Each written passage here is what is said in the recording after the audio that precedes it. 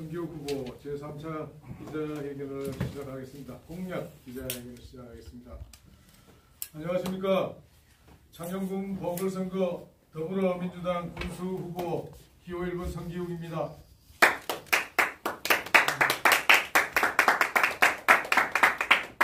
오늘 발표할 핵심 공약은 농업이 지속가능한 창녕, 어른이 존경받는 창녕에 관한 공약입니다.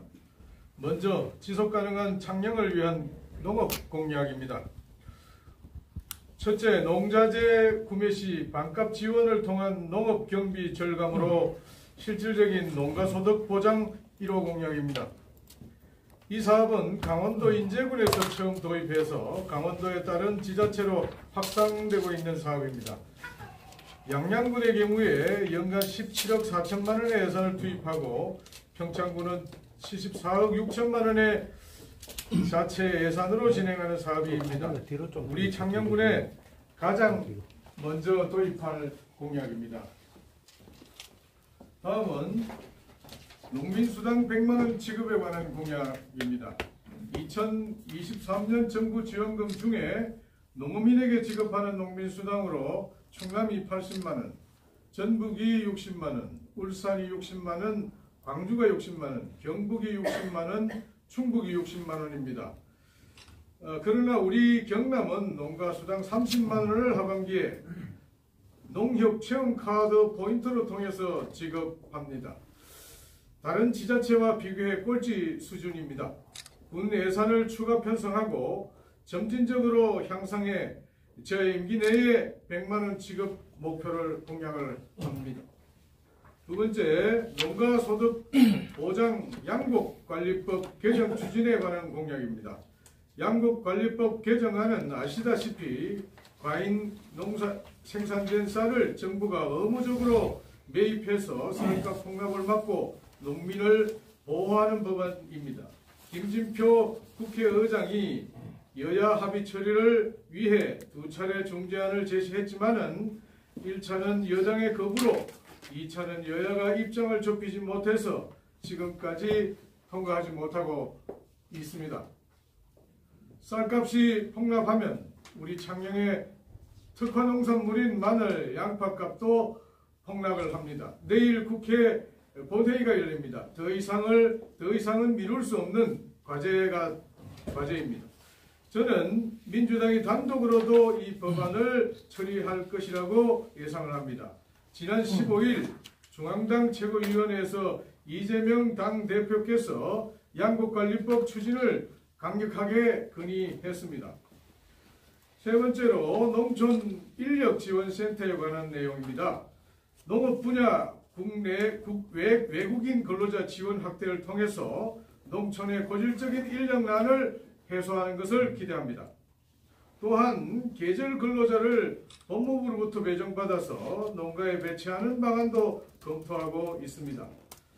또한 고용환경 개선을 위해서 계절 근로자를 위한 숙소 지원을 하고 소규모 농가의 단기 채용 수용 대응을 위해서 공공형 근로센터를 신규 운영하고 근로 편입 개선 사업을 지속적으로 추진하겠습니다. 내국인 근로자 농촌 인력 중개센터 운영을 통해서 인력풀 내 근로자 인력을 농가에 중개하고 농작업자에 대한 교통비와 숙박비 등을 지원하는 인력 수급 지원 체제를 구축하겠습니다. 농업 인력 지원 홈페이지를 구축해서 구인 구직자 양방향 맞춤형 인력 중개 시스템을 운영하겠습니다. 또한 인근 대도시와 연계한 다양한 도농 공동체 팜스테이라든지 직거래 장터, 가족 텃밭, 귀농, 멘토 등의 추진도 구상을 하고 있습니다. 다음 중요한 내용입니다. 다음은 어른들 존경받는 창녕에 대한 공약입니다.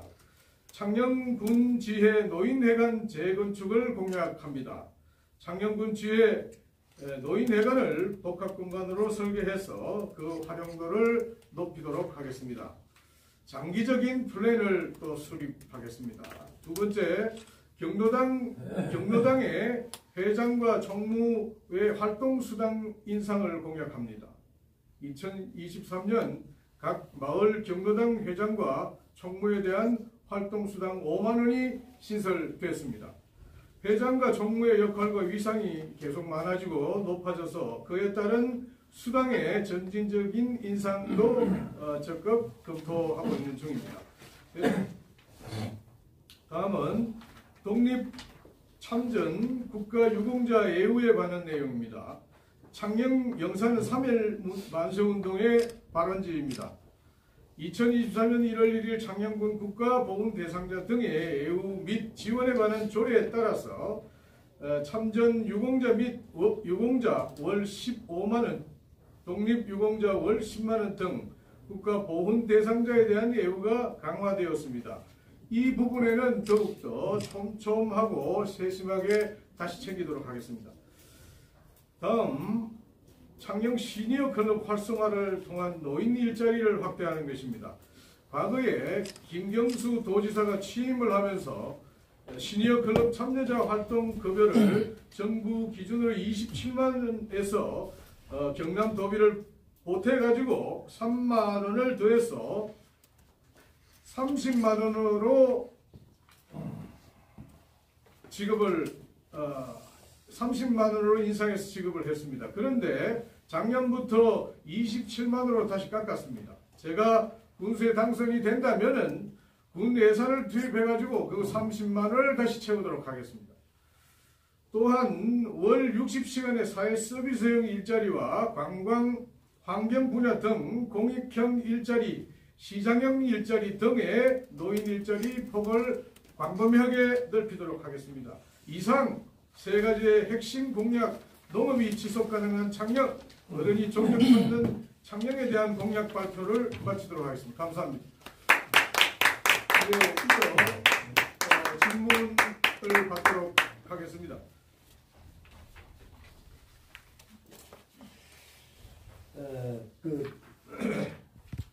양국관리법 개정 추진이 관해서 예. 이게 물론 우리 후보님이 공부가 되셔가지고 예. 이제 지금 이제 그 다수당을 차지하고 있는 민주당 그 지도부에 건의를 하겠다는 이런 이야기죠.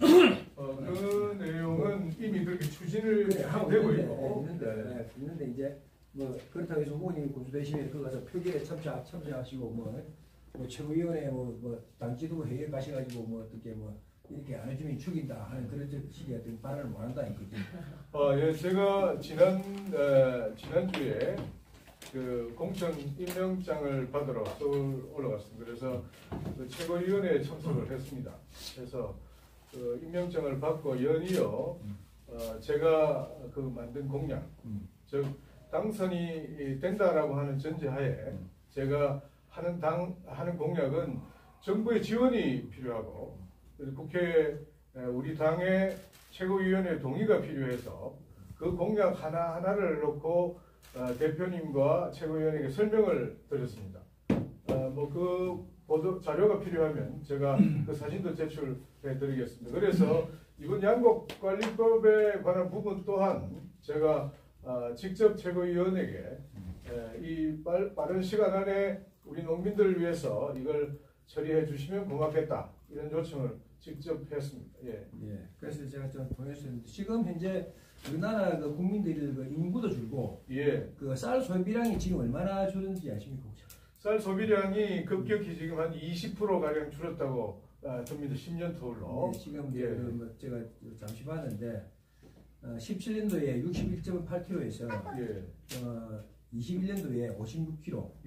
그렇습니다. 지금은 한 50kg 정도로 소비를 안 하는 걸로 그런 수준으로 보면 될 것 같습니다. 나와 있는데 그런데도 이게 자꾸 이거 쌀에 대해서 계속 정부에서 쌀 농사를 한다 이런 식으로 지원해 주면은 그러면 다른 대체 작물 같은 경우 밀이라든지 콩이라든지 보리라든지 이런 부분에 대해서는 전부 다 사장돼 가지고 지금 현재 거의 우리 국내에서 생산되는 게 없습니다. 그렇습니다. 그렇죠?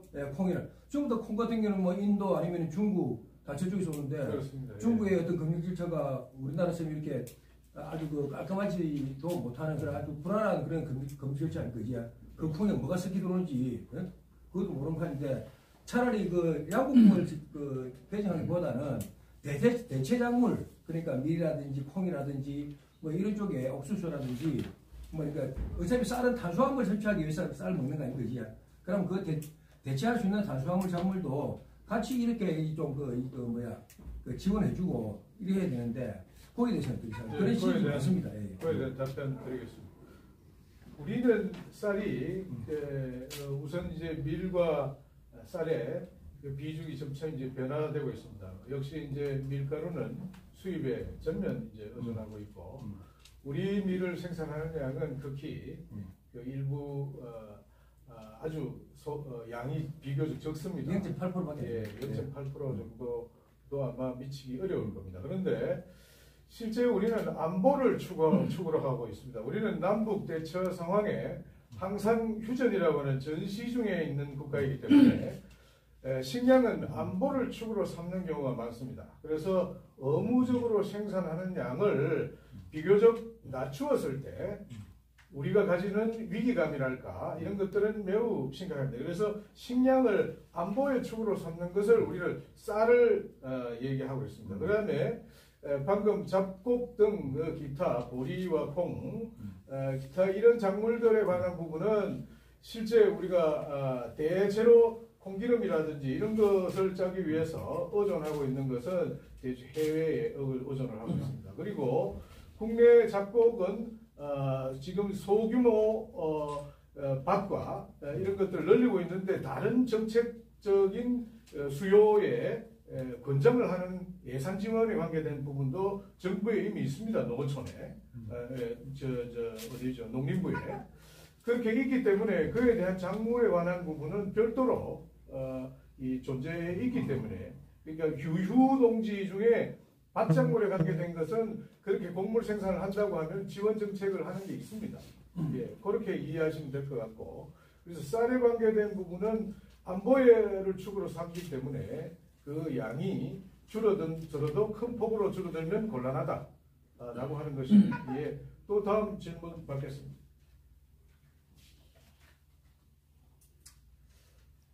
저는 아시아투데이 오승환 기자입니다. 예.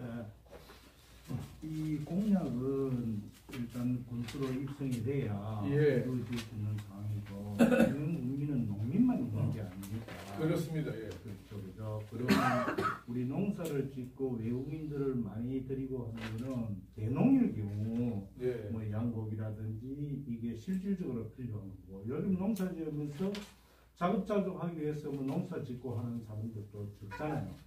대다수가 다행히 농지를 임대해서 대농을 짓고 있는데 그거는 차지를 하고 이번 다른 걸 묻겠습니다. 이번 보궐선거와 관련해서는 우리 저 계시는 김태환 위원장님의 그 부정선거 폭로와 관련해서 이번 보궐선거가 제기가 되는 겁니다.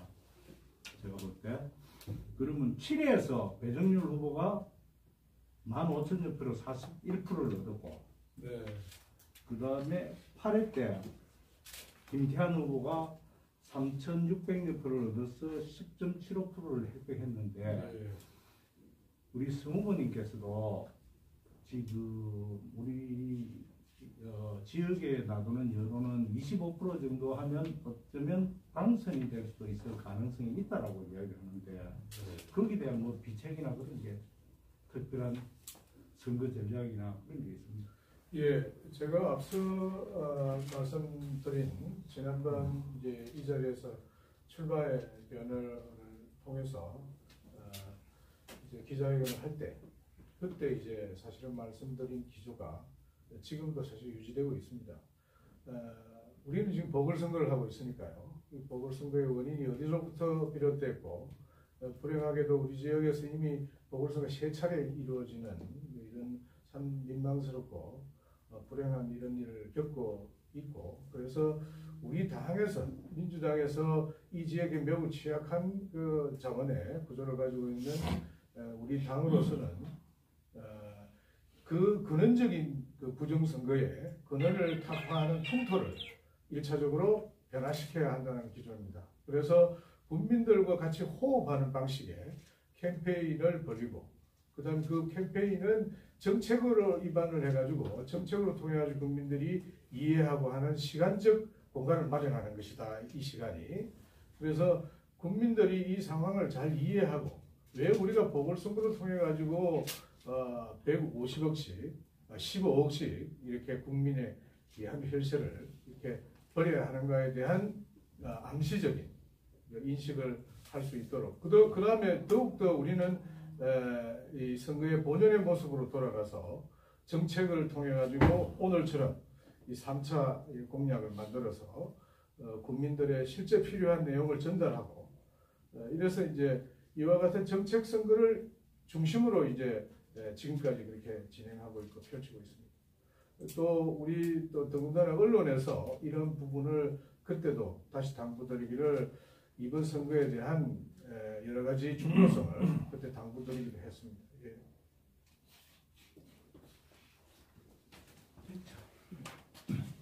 하나 더 예. 그럼 그저 시니어클럽 활성화 여기 노인 일자리 확대에 3만 원 갖다가 우리 그 군비로 다시 보충해가지고 30만 원으로 다시 그 경남 경기도 시사 시절로 다시 재환원하겠다는데 이 3만 원을 하면은 총 한 액수가 얼마 정도 얼마 들 거로 보면 3만 원으로 하면은 군비를 지금 예산 조달에 관계된 부분은 뭐 별 무리가 없더라고요.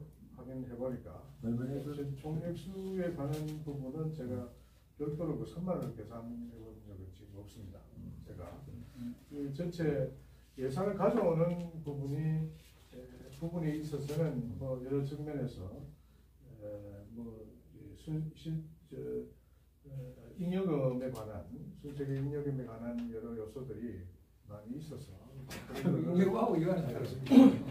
손실금까지 잉여금을 가지고 이 돈을 뺏은다면 그거는 그 전형이 항목이 맞지 않고요. 아니 계정은 물론 다르죠. 이런 부분들은 그 군의 예의 같은 거는 승인도 받아야 되고. 당연하죠. 그래서 나는 총액이 이제 한 얼마 정도니까 얼마 정도라서 3만 원 정도는 충분히 우리 군에서 보충을 할 수 있다 하는지는 이제 물어보고 싶어요. 총액에 대해서는 그 파악을 못 하시더라고요. 그렇습니다. 총액에 관한 그래서 총액수에 관한 부분은 그뿐만 아니고 농민수당에 관한 부분을 정액하겠다라고 하는 것도 사실은 우리가 개정을 조금 이제 달리 잉여금으로 통해서 충당을 해보겠다고 하는 그런 고민을 우리가 해봤습니다. 전체 세세하게 분류해서 금액을 그렇게 나누어 지금 보지는 못했고 그 예산을 그렇게 충분히 이렇게 충분히 뭐 같이 그 변화되는 그 시대 흐름에 따라 사용할 수 있는 그런 예산이 충분히 있다 이렇게 생각합니다. 근데 이제 물론 그 농민수당 이것도 참 좋기는 좋은데, 네. 저도 농 경영 그 신청했다가 떨어지는데. 네. 그 농사를 제대로 지시해야 그렇죠. 예. 이제 저처럼 아주 그 못된 생각을 가지고 이렇게 탐구려고 하는 사람이 많단 말입니다.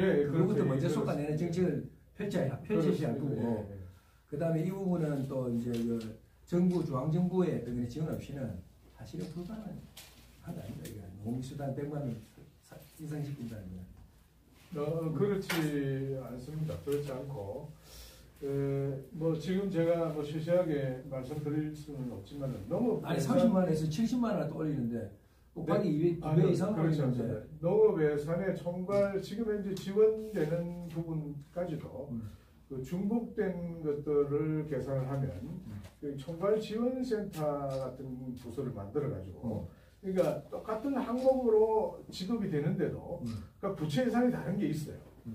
그거를 한 곳으로 총체적으로 모을 수 있는 센터만 있으면은 그 돈의 흐름을 충분히 파악해서 그곳으로 유입을 시키면 된다 이렇게 보거든요. 그래서 저희들은 뭐 그런 예를 한번 자료를 통해서 검토한 바가 있습니다.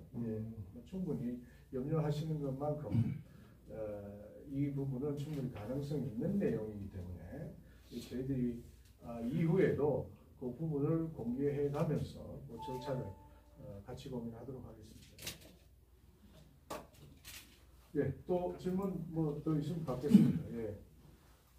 제가 그 기자회견을 할 때마다 왜 이 성기욱 후보는 이렇게 질문 받고 이런 거에 대한 두려움이 없느냐, 왜 다른 사람은 안 하는데 너는 왜 그래 많이 하느냐 이렇게 얘기하시는데 그 충분히 후보가 숙지하고 있는 것도 중요하다 생각해서 그렇게 질문해 달라고 요청합니다. 알겠습니다. 그럼 이상으로 기자회견 마치도록 하겠습니다. 예. 참석해 주신 여러분 고맙습니다.